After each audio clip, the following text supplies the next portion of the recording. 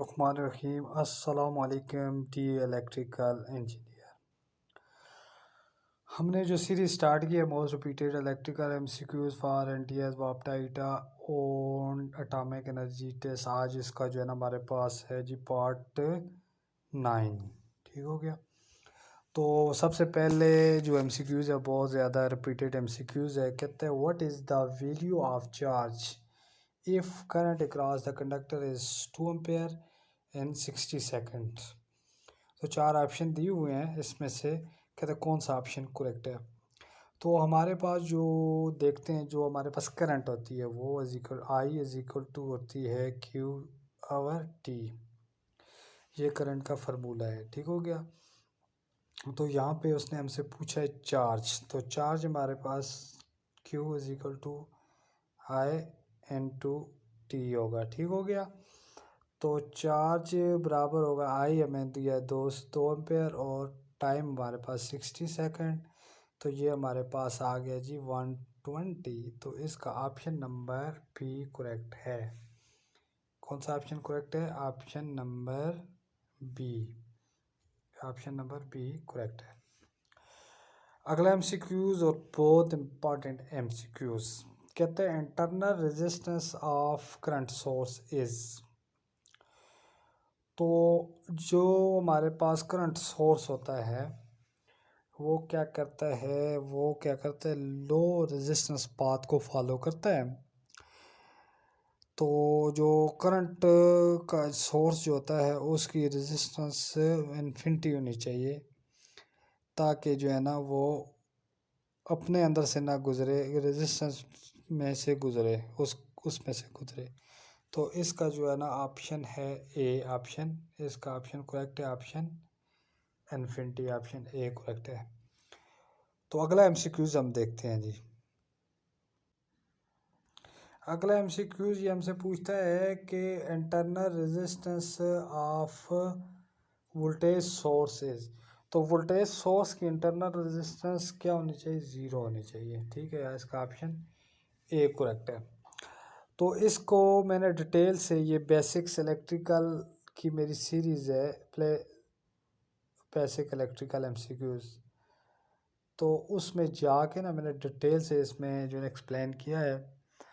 तो play list में जाके बेसिक इलेक्ट्रिकल की जो सीरीज़ है वो आप उसको देखें, उसमें वीडियो देखें।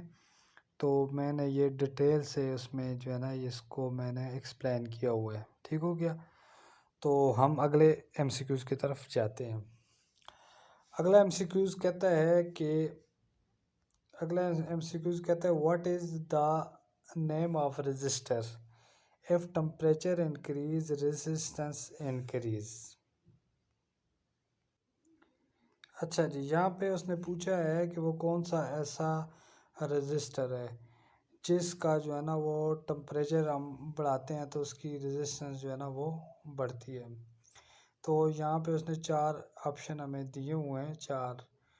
ऑप्शन ए पे उसने वेरिस्टर दिया हुआ है, ऑप्शन बी पे सनसिस्टर दिया हुआ है, ऑप्शन सी पे थर्मिस्टर दिया हुआ है और ऑप्शन डी पे LDR दिया हुआ है उसमें। अब अच्छा जी, यहाँ पे चार ऑप्शन दिए हुए हैं।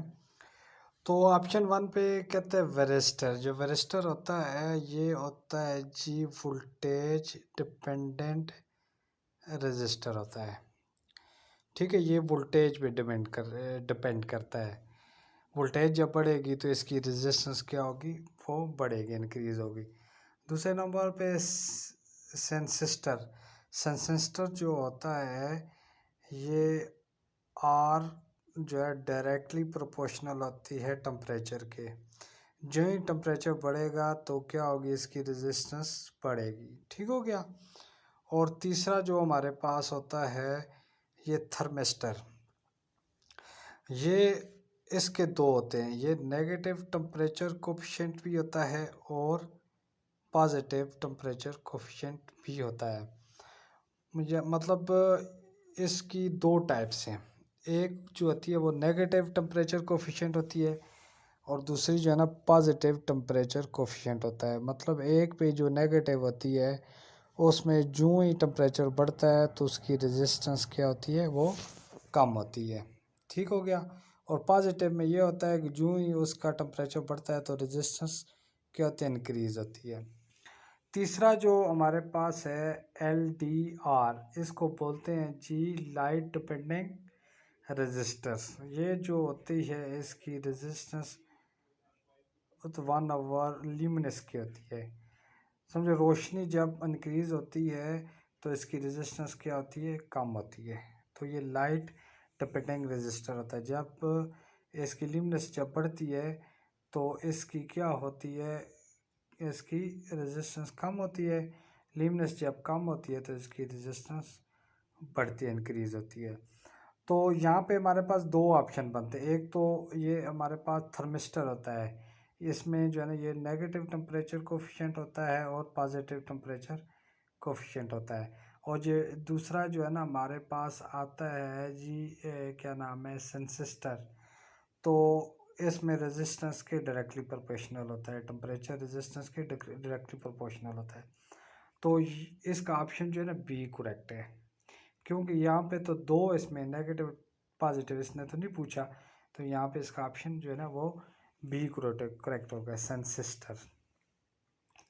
क्योंकि टेम्परेचर बढ़ने से इसकी रेजिस्टेंस क्या होगी, बढ़ेगी, और टेम्परेचर कम होने से सेंसिस्टर की रेजिस्टेंस कम होगी। ठीक है।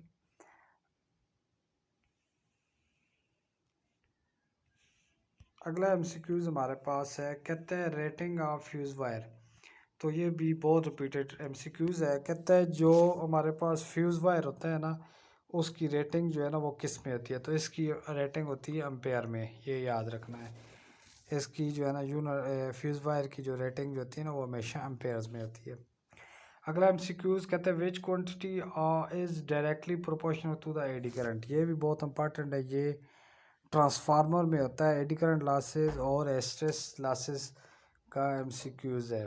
ठीक है। अच्छा जी, जो हमारे पास होता है ट्रांसफार्मर, ठीक है, उसमें दो किस्म के लॉसेस होते हैं। मोटर वगैरह में, मशीन में भी दो किस्म के लॉसेस होते हैं, तीन किस्म के मोटर्स में होते हैं। तो ट्रांसफार्मर में एक लॉसेस होता है आयरन लॉसेस और एक होता है जी कापर लॉसेस। कापर लॉसेस होता है जी आई स्क्वायर आर लॉसेस होता है। तो आयरन लॉसेस में की मज़ीद दो टाइप होते हैं, एक होता है एडी करंट लॉसेस, ठीक हो गया, एडी करंट लॉसेस, और दूसरा होता है हिस्टेरेसिस लॉसेस, ठीक है, PHP इसको बोलते हैं। तो जो एडी करंट लॉसेस होता है,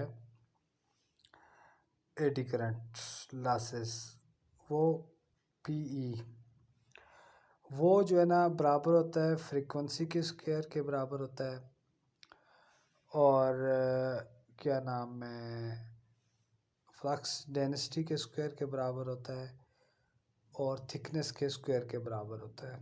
ठीक हो गया।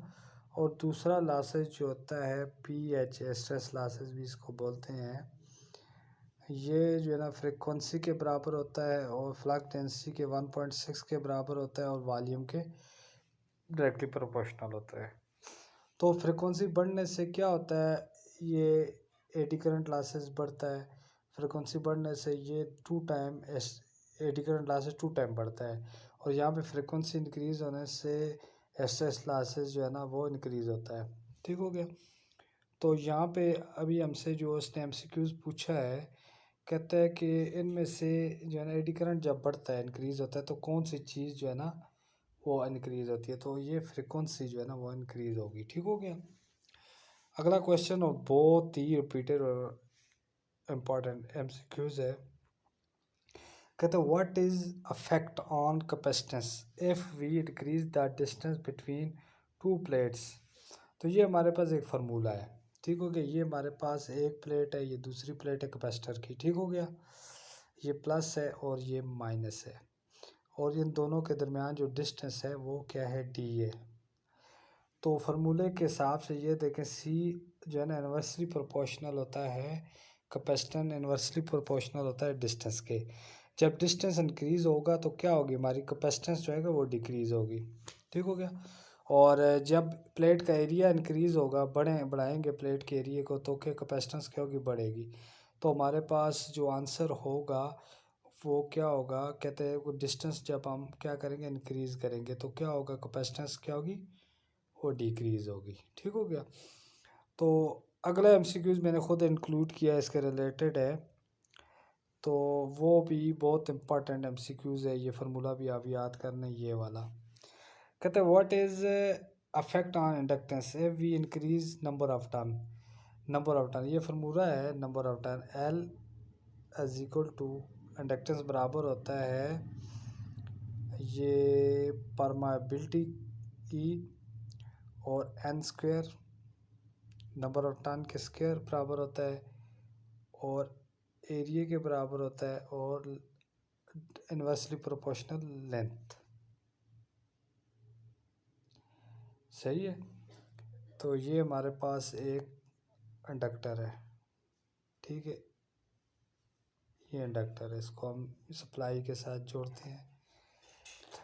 तो अभी हम ये देखें, ये जो नंबर ऑफ टर्न एन, जब हम एन की नंबर ऑफ टर्न्स को इंक्रीज करेंगे तो इंडक्टेंस क्या होगी, हमारी इंक्रीज होगी।